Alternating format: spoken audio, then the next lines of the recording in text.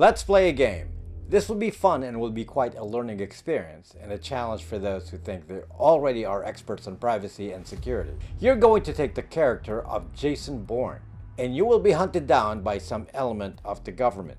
To set up the scenario here, you've just witnessed something illegal done by someone in power in government, and you're now potentially a whistleblower. You just found out through a tip that the feds are making the move to detain you, so you have to run away, like now. What we'll do is start out with Jason Bourne with tech normie behaviors. Then it's game over and you get caught, and we'll do a respawn and change the behavior and try again. We'll see how far you can get. To be honest, if it's a government that's after you, you won't get far, but at least let's give it a try. Stay right there for some action.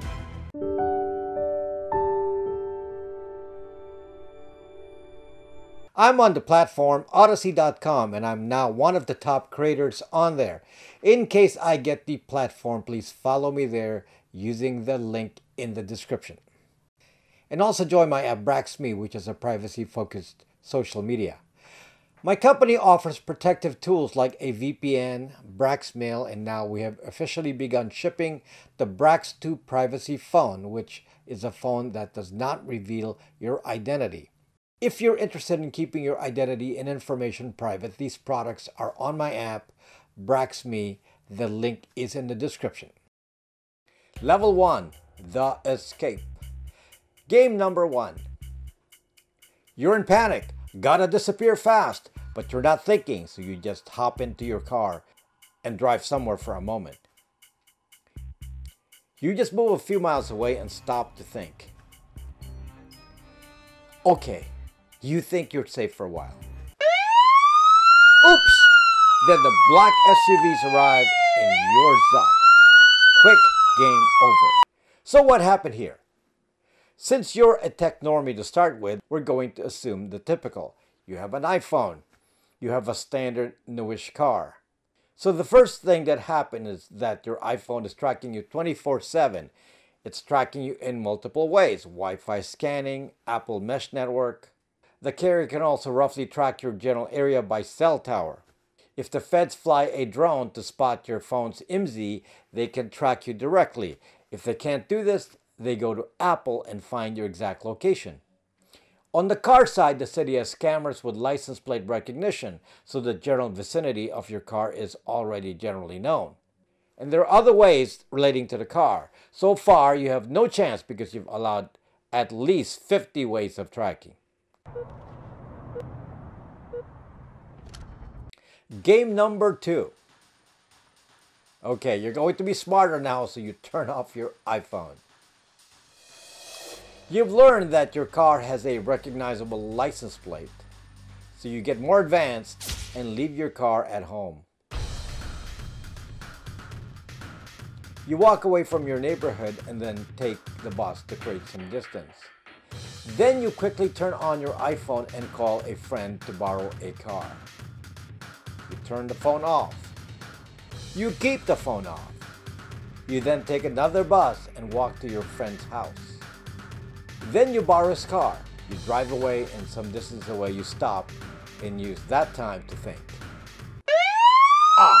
Black SUVs arrive, and once again, game over. What happened here? Well, the tracking never did stop because first you have an iPhone. With the power off, the iPhone became an AirTag, so the tracking is still non-stop. Then you called your friend. One thing you should know is that the feds would be watching every phone number in your past call list to see if your phone number shows up. This would also be confirmed with VoicePrint, although that's specific only to some agencies. So they know you contacted your friend. They may have already gotten the license plate of your friend's car. Maybe, but that's not even needed. They already have your exact location with the iPhone. Okay, you have to do better. Game number 3. You're getting smarter now. Instead of an iPhone, you carry a de-Googled phone. You turn the phone off. You take the bus and go to the next town. Then you go to a motel and check in. It's quiet. Nothing happens. You relax for a bit and go to sleep. You wake up in the morning from loud knocking on your door. Doors broken open. Game over. Now, what happened here? Well, this was a stupid mistake. You used a credit card. Since they couldn't find you via phone, then the feds are looking for your credit card transactions. They find one, and then they check and find your motel. This may be too simple a mistake. I'm sure you'll never do this again.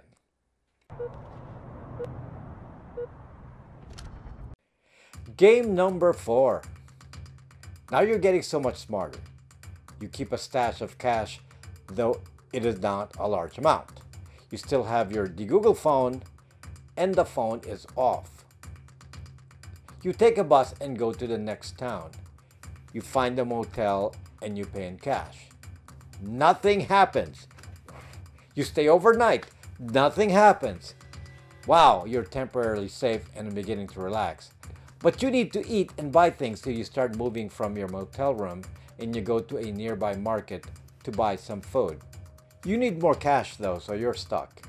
You realize that if you call your family, then you'll be found. So you think hard about what to do.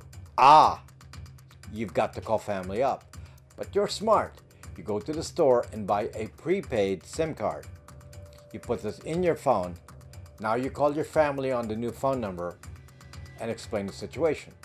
Of course, you originally left a note, so they know roughly what happened. Family agrees to meet you and hand you some cash. But it has to be quietly done. Money is withdrawn from the bank account. Your relative calls your new phone number, and then you arrange a meeting place near your current location, which is a nearby park. You go to this location, and it seems quiet. Your relative arrives in a car and approaches. Suddenly, the black SUVs arrive. Game over.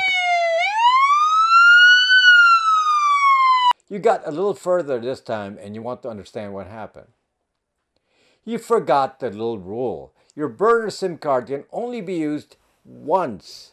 Since you kept the SIM card and your relative called you back, then the SIM card is now identified. Your rough location is already established. It's established every time you use the SIM card. The tower nearby is known. Now, the precise location is simple. Track your relative. Presumably your relative has a normie iPhone as well. So you can see that the problem goes beyond yourself. Let's try again. Game number 5. You are really getting ultra smart here. You basically know your phone is zucked, so you don't use your existing phone.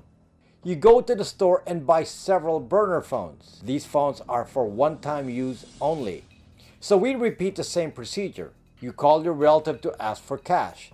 This is done over the burner phone and you only use it once. Then you throw it away. You give instructions to your relative. You will call back using a different phone number to verify where you will meet. Your relative withdraws cash and then awaits your burner phone call. You call and tell your relative to leave the phone at home and drive to your meeting location at a nearby park. Then you go to the park and await your relative. Relative shows up and you breathe a sigh of relief. Then the black SUVs show up. Game over again. Zucked up. What happened here?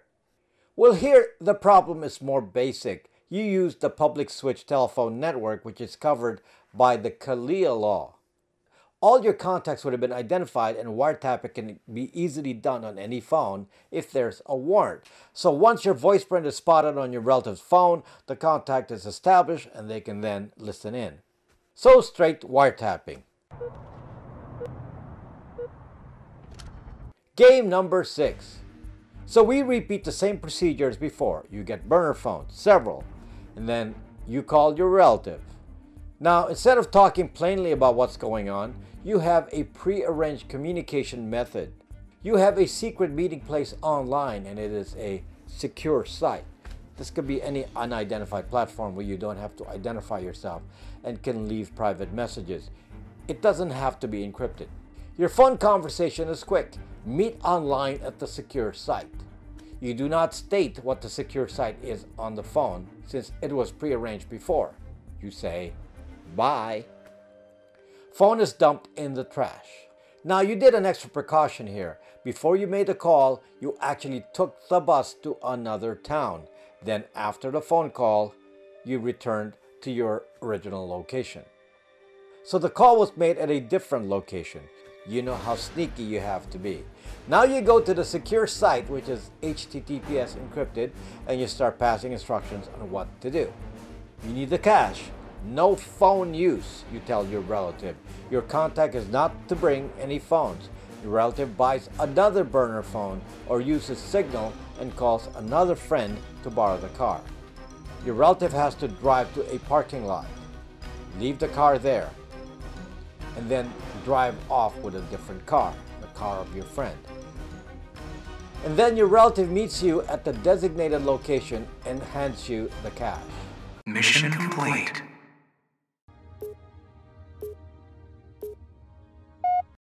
You're able to successfully receive the cash, and you can now temporarily hide at this motel while you evaluate your next step. However, you get careless, and over the next few days you walk around the neighborhoods nearby. Some days later,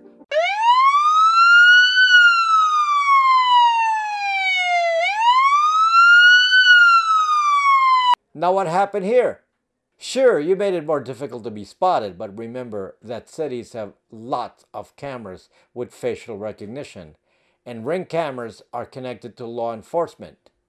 So your presence in the neighborhood is found since you're walking around not knowing about facial recognition capabilities. Next time you'll do better.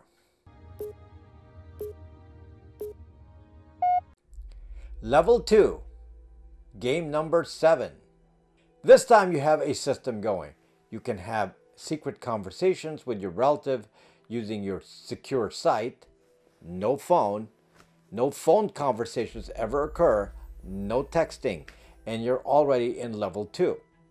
You've learned that there is a better way, and you understand that there are cameras everywhere, so you become a mask lover and you always wear a mask. Hey, you're just an average person with COVID fears, so you always wear a mask everywhere. You don't look too strange. You also wear a baseball cap. So you find that as long as you have money, there seems to be no problem. You are not caught. But this is not sustainable. The motel is expensive and you have to come up with another answer. At some point, you're going to have to earn money or use some method to get cash on a regular basis, like repeating the last step of level 1. Then one day, and it may take a while, the black SUVs show up again and you are busted. Game over. What can we assume happened? The problem is that the whole world lives off credit and all financial transactions are covered by some sort of ID. At some point, you have to show your ID. Then once that happens, the traces start again and you will be found. Let's see if we can delay this somewhat. Game number 8. Now, you are again living in the same situation where you need cash in order to live. To some degree, you can get access to some limited resources using crypto. You buy things with crypto. There are very few things you can buy without KYC or Know Your Customer in the US. And typically, the crypto has to move to some identified card. There are debit cards that can be topped up with crypto. So you get one of those and you decide to use that. Your debit card is from the USA. And eventually again, black SUVs arrive and game over. This is not sustainable because debit cards will be tied to your social security number and you will eventually show up with a transaction and be found. Or the feds could shut down the debit card knowing it's you. Let's rethink this to see if we can get out of this mess. Game number 9. Let's look at the last game again. The only way I can think of is to have some friend get the debit card for you in advance, so it's not in your name. And this has to be absolutely secret. Then you fill up the debit card on your own. Let's see if this is sustainable. I guess if you have a credit card, you could semi-function in society and buy things from the grocery store and even buy things online and not necessarily need to show an ID. And you just keep filling up the debit card with your large supply of crypto converted to dollars. A couple of years later, you are surrounded by black SUVs again. Game over. The problem is that your friend who gave you the debit card is left with a tax problem because cashing out the crypto is a taxable event. So the debit card company reported it as a 1099 to the government and your friend was audited. Then he squealed and said that it is not his debit card but yours.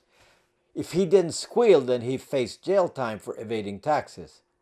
Well, your friend isn't going to take the hit for you, so you're zucked. The debit card is identified to you. The next transaction reveals your whereabouts, and after a little bit of surveillance, you are discovered. Game number 10 to 12. At this point, rather than bash ourselves against the wall, the reality is that this game would have no sustainable ending. Even Kevin Mitnick, the hacker, did a bunch of things to hide, and he was eventually caught. Things he did. He got identities of dead people. Then he stole some birth certificate documents from the state office, used that as an ID, created a new identity. Eventually, it was discovered that he was using the identity and social security of a dead person. So this would also be game over. Pretty risky too how he stole the official looking forms to create a birth certificate. He also came up with an alternate life story to continue the life of the dead person he took as an identity. I'm sure he could have voted with this as well, but at some point you will make a mistake, and it's such a terrible way to live. Another alternative is for you to just live completely off-grid. You have a secret hideaway you set up in advance, with secret ownership to a piece of land somewhere. Maybe a remote, low-population part of some state. Can you really sustain this lifestyle for the long run and without much money? I would say you would lose your mind and it would be game over. Or maybe you have a boat that's equipped for crossing oceans and you quietly leave for some port 1,000 miles away, making sure you're out of the US waters before you are discovered. You'd have to be incognito with your vessel, not identifying itself on radio with something like AIS. Maybe you can get away with this. But if the feds know you have a boat, then maybe not, since it would be a known method of escape. If you manage to get away, assuming you have a passport, then you start traveling overseas to countries that will not send you back to the USA, like John McAfee did. Now, John McAfee had an advantage. He had a British passport. He had dual citizenship. So if the US revoked his passport, the British passport would still be active. This is getting too complex and way beyond the capability of a normal person. So basically, this is not sustainable as John McAfee experienced. He was caught, put in jail in Spain, and then supposedly committed suicide. The only way out of this dilemma is to short-circuit the game with another solution, and we will call this solution a cheat code. Here's the description of the cheat solution. Game number 13, the finish. There has to be a way to finish this game, and there is. The only solution left is to pay the piper and ask yourself, Jason Bourne, why did you even try to escape? The reason is that some corrupt people are trying to arrest you because you have secret information. You're a whistleblower, like Snowden, and your information would be detrimental to the government official in question. At this point, we will have to borrow from real life and some movie scripts. You will need to contact the press, perhaps someone from The Guardian. You will use encrypted methods of communication, sending email with GPG encryption, and get some reporter to hear your story. Then, simultaneous to the publication of the whistleblowing facts, you surrender yourself to another party other than the federal agency trying to arrest you. Hopefully, game over for the government official, just like in the movies. Hope you had fun and learned a few things. You can see that it's not realistic to expect that you can escape the government. If this were a repressive government, you'd truly be zucked for sure. But you should have picked up a few tricks in there that could be used against lesser opponents like Big Tech. Thanks for watching. See you next time.